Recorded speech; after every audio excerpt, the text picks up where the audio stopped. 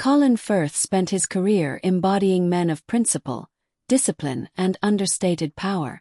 For years, the world looked at the stillness in his gaze and assumed it reflected a life equally composed. Yet beneath the accolades, the glamour of award seasons, and his standing as the most refined actor Britain had produced, a far heavier story was taking shape. Now at 65, what defines Colin Firth is not the dimming of his star. It is a journey through love that fractured, trust that collapsed, public embarrassment that cut deep, and the slow, painful work of starting over. Colin Firth never hungered for fame the way others did. He came into the world in Hampshire, the son of two academics, and grew up in a household where ideas held more weight than feelings. His father taught history at university level. His mother devoted herself to the study of comparative religion. Around the family dinner table, the conversations ran toward philosophy, faith, and the workings of society. Emotion was not something that was examined or openly welcomed.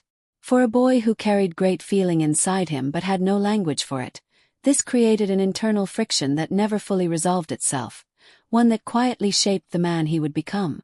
He turned to acting as a form of release. Drama school did not immediately recognize him as exceptional.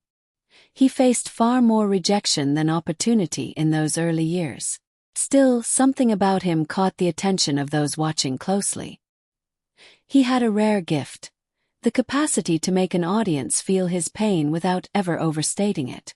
Where others projected, he internalized. His defining moment arrived when he stepped into the role of Mr. Darcy in the celebrated television adaptation of Pride and Prejudice. Almost immediately, he was elevated to the status of a cultural symbol. He came to represent a particular ideal of masculinity, one rooted in patience, loyalty, and emotional control. The Bridget Jones series deepened that identity further. He was the man who held steady, who loved without drama, who never broke under pressure. The trouble was that this was a character, not a confession. Away from the cameras, Colin had already settled into personal patterns that would quietly define and eventually damage his private world. He was a man who accommodated, who preferred to absorb tension rather than confront it, who understood love as something proven through endurance. When he stood on the stage of the Academy Awards accepting the Oscar for the King's Speech, having played a king wrestling with the courage to speak plainly, the parallel was painfully apparent. He was celebrated for portraying a man learning to be vulnerable, while he himself continued to bury his own. His life at that peak appeared unassailable. His career had never been stronger. His marriage seemed solid. His family was intact. What remained invisible to everyone watching was that the ground beneath his personal life had already begun to give way, and the collapse, when it came, would refuse to stay hidden. The story of Colin and Livia Giugioli began on the set of the British-Italian production Nostromo, where she was working as a production assistant. The attraction between them was instant, though their personalities could hardly have been more different. Colin operated with caution and reserve. Livia brought fire, directness, and a fierce commitment to environmental causes and ethical living. They married toward the end of the 1990s and proceeded to build a life that stretched between London and the rolling landscape of Umbria. Together they had two sons, Luca and Matteo. Colin also brought an older son, Will, into the family from his earlier relationship with actress Meg Tilly. From the outside, the Firths seemed to have found something genuinely rare. They split their time between the quiet of the English countryside and their Italian estate, where Livia channeled her convictions into a center for sustainable and eco-conscious work. Colin backed her endeavors financially and without reservation. He spoke of her with open admiration, praising not just her beauty but her intellect and her drive. She built Eco-Age into a respected name in the ethical fashion world and established herself as a credible and passionate advocate. At every public appearance, they gave the impression of two people who had chosen each other thoughtfully and remained genuinely committed. They were not flashy. They did not perform their relationship for the cameras. They conveyed depth and shared purpose. Behind that image, however, the internal mechanics of the marriage told a different story. Colin consistently deferred to her. He made himself small to keep things smooth. He bent rather than pushed back. People who knew them well would later say that he was far more the giver than the receiver, that his understanding of love was inseparable from his willingness to make himself needed.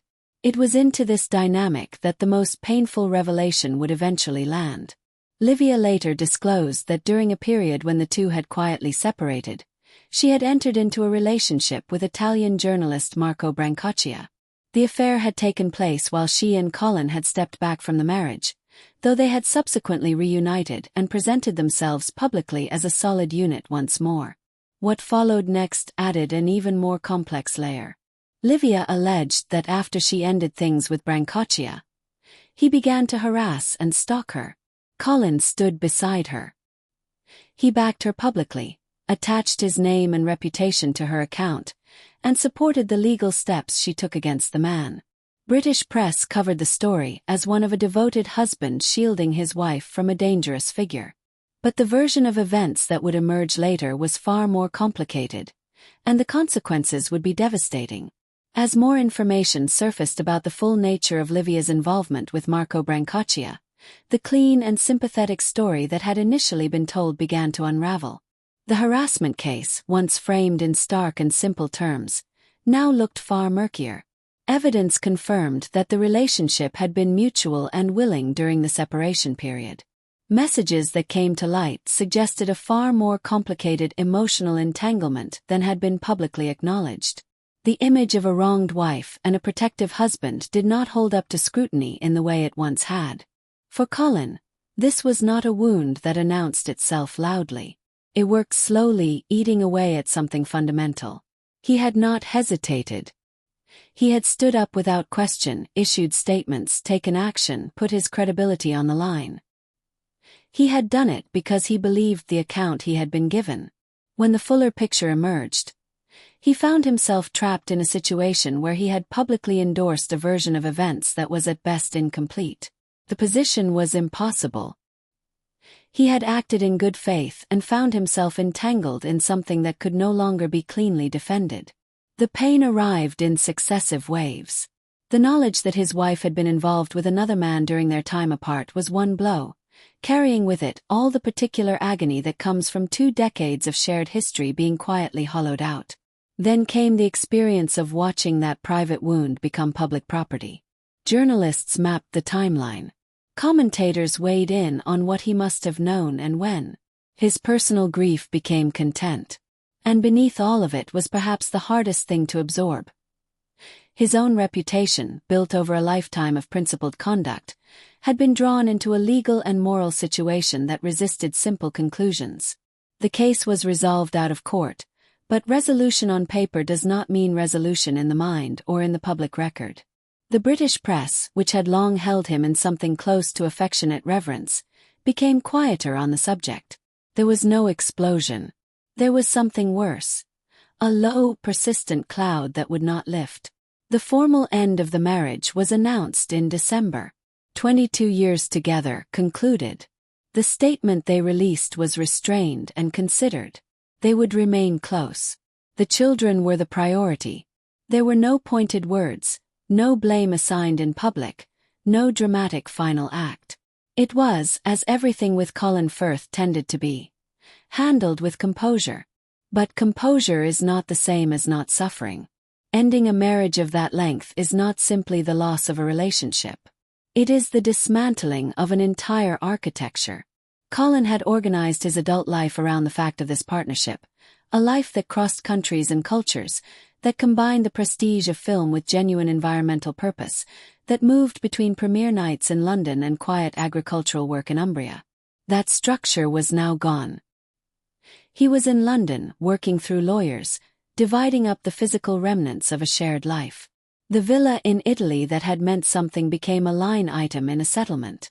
Years of accumulated memory no longer had a shared future to belong to. The timing could not have been more isolating. The divorce concluded as the world locked down.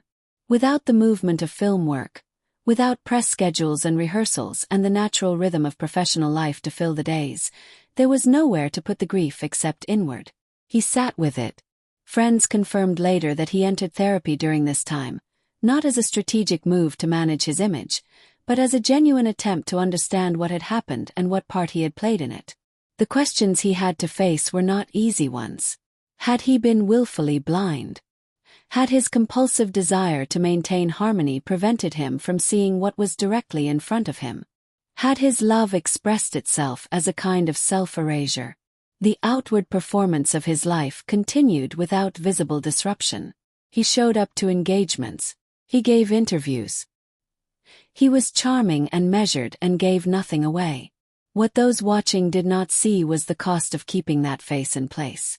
Quiet suffering does not always look like suffering. Sometimes it looks like perfect composure, sustained long past the point where it should have broken. There is an unspoken understanding in the film industry about men of a certain generation. They are celebrated as timeless, right up until the moment they are quietly set aside. Colin Firth's Oscar for The King's Speech seemed to mark a permanent arrival, a confirmation that he had moved beyond the category of talented actor into something more lasting. The performance was precise, restrained, and emotionally intricate. It was the kind of work that critics and peers point to when defining what film acting can be at its best. What it could not do was stop the clock. As he moved through his 60s, the landscape of available roles shifted in ways that were impossible to ignore. The parts that had once been written with him in mind, the romantic leads at the center of the story, were now going to actors a generation younger. The prestige dramas that hunt for awards began casting new faces as their emotional anchors. What came to Colin increasingly were roles at the edges of stories rather than their hearts. The father, the mentor, the authority figure. Dignified parts, certainly, but not the work that reshapes a reputation. The Kingsman films gave him a reliable commercial home. He played a spy of impeccable bearing whose calm concealed something more dangerous, a role well suited to his particular gifts. The films found large audiences and performed well globally. But stylish action entertainment, however enjoyable, does not carry the same cultural weight as intimate dramatic work. They kept him present without moving him forward. At the same time, the industry around him was changing in ways that put someone of his temperament at a structural disadvantage. Streaming had reshaped how films and television were made, distributed, and valued. Social media had become embedded in how an actor's commercial worth was measured. Young performers arrived with built-in audiences, their follower counts functioning as a kind of pre-sold guarantee. Colin wanted no part of any of that. He had never performed his private life for public consumption, and he was not going to begin now. He did not seek reinvention. He did not court viral moments. He simply continued working, quietly and steadily, as he always had. But steady work is not the same as relevance in the way the industry defines it. The erosion of a major star's centrality is not announced. It arrives through absence, through the gradual shrinking of the roles offered, through names on shortlists that no longer include yours, through projects that move forward without a conversation ever taking place. Financially, the divorce had also altered the picture. The comfortable wealth of his peak years had been redistributed and complicated by settlements, shared assets across 2 countries, and ongoing obligations. He was not in difficulty, but the era of being paid enormous sums for a single prestige project had passed. He needed to keep working, and that meant accepting things he might once have turned down. Films like Empire of Light and The Return to the Bridget Jones World offered him something valuable. The reminder that audiences still recognized and responded to him warmly. But warmth born of familiarity is different from the electricity of genuine anticipation. It is the affection reserved for something beloved from an earlier time. In Hollywood, that is a comfortable position to occupy. It is also a diminished one. The slide is never dramatic. The camera simply lingers a fraction less. The coverage grows a little thinner. The newer actors are spoken of as what is coming, while the established ones become what came before. What made Colin's situation particularly difficult to navigate was that it offered no material for a conventional comeback story. There had been no public implosion, no addiction, no scandal dramatic enough to be repackaged later as evidence of survival and redemption. His difficulties were quiet and dignified, and therefore largely invisible to the machinery that generates narrative momentum. A private divorce, an internal reckoning, a gentle recalibration of professional expectations. None of it was the stuff of triumphant return. His career had not collapsed. It had simply settled into a different shape beneath him, and he was left to find his footing in it. In the middle of all this, he took on the demanding role of Jim Swire in the series Lockerbie, A Search for Truth. The series examined the aftermath of the Pan Am Flight 103 bombing, following a father's decades-long pursuit of accountability and answers. It was serious, purposeful work, the kind of project that speaks to what Colin values in his craft. But it came with consequences he had not fully anticipated. For the families who had lost people in the actual disaster, the dramatization of those events was not an artistic exercise. It was a reopening of wounds. Michelle Keola Lipkin, whose father Frank Sciola died in the bombing, was among those who spoke out with force and clarity. She found the series' detailed recreation of the crash itself deeply harmful, describing the experience of watching it as being made to relive trauma rather than honor it. She raised serious concerns about whether the label of true story was being applied responsibly, and whether the series could affect how the public and potential jurors understood a case that still had unresolved legal dimensions. Other victim family organizations expressed similar worries about the timing and the framing. The production team defended the project, pointing to extensive research conducted and the contextual disclaimers included. Colin stayed out of the public argument entirely. He allowed others to respond and said nothing himself. But the weight of the situation was not lost. Here was a man already living inside his own private grief, now inhabiting the story of a real man defined entirely by his refusal to stop fighting for justice. The professional controversy did not derail him, but it added yet another layer of emotional complexity to a period that was already defined by an accumulation of difficult truths. An unusual piece. What happened next in his personal life was not what anyone might have predicted. In the years following the divorce, Livia began speaking openly in interviews about the nature of her current relationship with Colin. Her description was warm and, by any conventional measure, surprising. They remained, she said, genuinely close. They had built something she referred to as an extended, unconventional family. Both had moved into new relationships. Livia was now with Callum Grieve, a Scottish climate activist. She spoke candidly about her diagnosis and treatment for breast cancer, about returning to the land in Umbria, and about the decision to close Eco-Age. Her account of the post-divorce reality was one of hard work and genuine mutual respect, of two people who had chosen to prioritize what they had built together, particularly the well-being of their children, over whatever grievances the end of the marriage had generated. They attended events as a wider family group. They shared the ritual of supporting Arsenal together. She looked back at the years of red carpets and award circuits as belonging to a version of her life that felt entirely separate from the one she was now living. Colin has said almost nothing. His romantic life remains unconfirmed and largely unexamined in public. He has not given the interviews that would allow the world to track his inner life in the way Livia has permitted hers to be tracked. At 65, the shape of his existence appears quieter and more considered. Smaller films. The occasional return to theater. Time spent with his sons, who are now adults. The arc of his story resists easy categorization.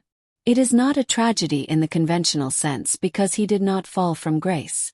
It is not a redemption story because he never publicly lost himself. What it is, more than anything, is the account of a man whose beliefs about love, loyalty, and endurance were tested by reality and found to be insufficient protection against pain. He gave more than he received and called that love. He kept the peace and called that strength. He absorbed what came at him and called that dignity.